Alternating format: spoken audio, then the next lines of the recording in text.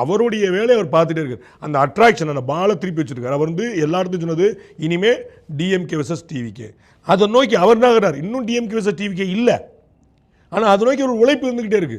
நீங்கள் என்ன பண்ணிட்டு இருக்கீங்கன்னு கேட்குறேன். டிஎம்கே வெர்சஸ் ஏடிஎம்கே தானே சொல்லிட்டு இருந்தீங்க, டிஎம்கே வீழ்த்துற என் நோக்கம் தானே பிஜேபி சொல்லிட்டு இருந்துச்சு. நீங்கள் என்ன பண்ணிட்டு இருக்கீங்க? அவர் கொஞ்சம் கொஞ்சமாக காய் நடத்துறாரு. நீங்கள் நானும் பேசின 10 பேட்டில் 8 பேட்டி விஜய். ஆமாம், சரிங்களா? இவ்வளவுதான் சிக்னல்.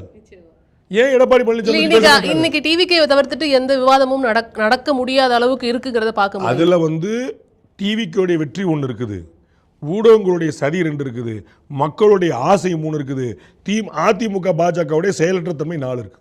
இது எல்லாம் சேர்ந்தா ஒரே காரணம் இல்லை. நீங்கள் வந்து டிஆர்பி ரேட்டு உட்காந்துட்டீங்கன்னா எனக்கு வந்து விஜய் பிடிக்கும்னா இப்படி ஒரு காரணம் கிடையாது, 10 காரணம் சேர்ந்துருக்கு. அதில் அதிமுக பாஜக நம்பர் 1 செயல்பட்டு இருந்தாங்கன்னா டாக் அங்கே தானே போயிருக்கும். உங்களுக்கு புரியல?